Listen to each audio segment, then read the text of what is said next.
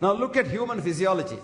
We were arboreous, hunter-gatherers, sleeping on the forest and sleeping on the branches of trees when we were hunter-gatherers. And we could eat only what was available there, fruits and probably some vegetables. Now very interestingly, this was the era when we were very, very healthy. Some records show that we had no illness at all. All that the causes of death were two: A, old age; B, predation. No illness.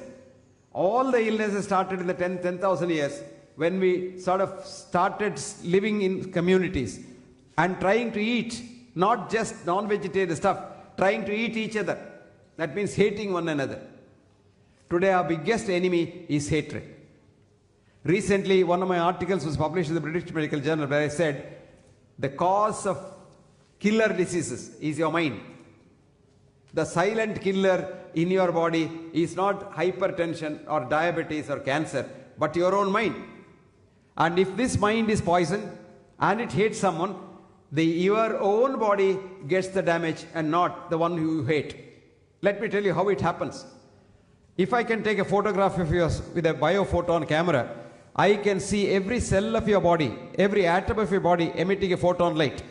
And when I look at that, they are so happy, dancing. If all the cells, you have about 120 trillion cells in your body. Each one of these cells loves the other cell. That apart, it loves the cells of others. My cells love Karthikeyan cells as much they love my cells. Now imagine for a minute that I hate Karthikeyan. I want to damage Karthikeyan. I want to pull the carpet under his feet. And I want to get his chair and become the director of the CBI, Central Bureau of Investigation or whatever. Now what happens? My cells get so confused. My cells say, why is this fellow doing this? Karthikeyan is a part of me. Karthikeyan is like a hand or my head or my leg. So why am I harming him? So a time comes after some time, your own cells start hating your own cells. And that is what we doctors call as autoimmune disease. And you would be surprised. I just had this afternoon a SMS from a doctor in Calcutta. She is a very highly qualified doctor, Refa Sipi. She so beautifully wrote, Professor Hegde, thank you for your article on the mind in the Royal College Journal. And I have started using that on my patients with autoimmune disease, and my patients with cirrhosis liver are doing very well. Fascinating. This only goes to show that if we start loving one another, vegetarianism, non-vegetarianism and things like that pale into insignificance. Ultimately what is needed is love, universal compassion, and that is what exactly is what is called good health. I'll give you the definition of good health. Good health is not absence of disease, because the definition of disease, every one of us has a disease, forget about it, but it doesn't kill you. We doctors connect disease with death so that they frighten you because we want more patients. I'll give you one example how we fool you. We tell you, if you're a diabetic, even if you're a South Indian eating rice, we tell you, you must start from tomorrow eating chapati. Now this creates a lot of problems in the house. The wife who doesn't know how to make chapati, she struggles to make chapati, she can't do it, and she does something which she doesn't like to do. This is very bad. Doing something which you hate kills you. Now the wife, she has to do it because she thinks the doctor has said the husband will live longer if he eats wheat. Now I'll tell you the truth. Wheat contains wheat gluten.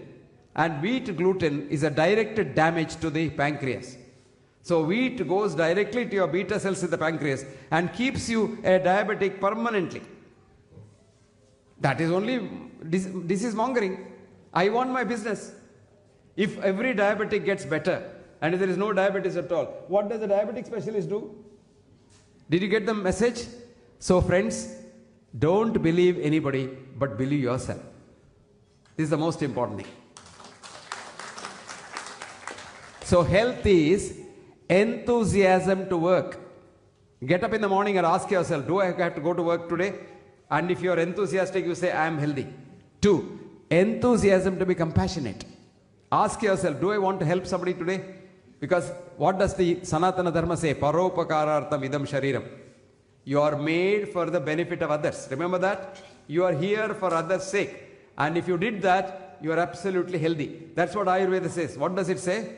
Samadhathu samagnischa samadoshaha malakriyaha prasannatma indriya manah swastaitya videte. You get up in the morning, you sleep well, you eat well, you piss well, you shit well, you love well, and you don't hate nobody, you can't get any disease. How do you get disease? Krodha. You know what krodha is? Anger. Anger. Anger and danger are just one letter apart. D, you add D to anger, it becomes danger. And anger is an emotion which kills you. One of the very important causes of stroke is anger, sudden bout of anger. Krodha, shoka, depression, frustration. Bhaya, extreme fear. Ayasa, exhaustion. Viruddhanna bhojana. Here comes the most important part. The wrong type of food at the wrong time. Viruddhanna bhojana. Taponalan. Taponalan is not doing anything. Sedentary life. Just lying down, doing nothing, lazying around. Sitting in the chair for hours together shortens your lifespan. Instead of sitting, you stand, you cut your lifespan. If you walk, you lengthen your lifespan. When you're talking, I rarely talk like this, standing in a place, because this is only one mic. Supposing I have a collar mic, I keep walking. When I walk, I circulate my blood better. And I oxygenate my blood better in the lungs. So the better blood goes to my brain. I can think sharper and I can talk better.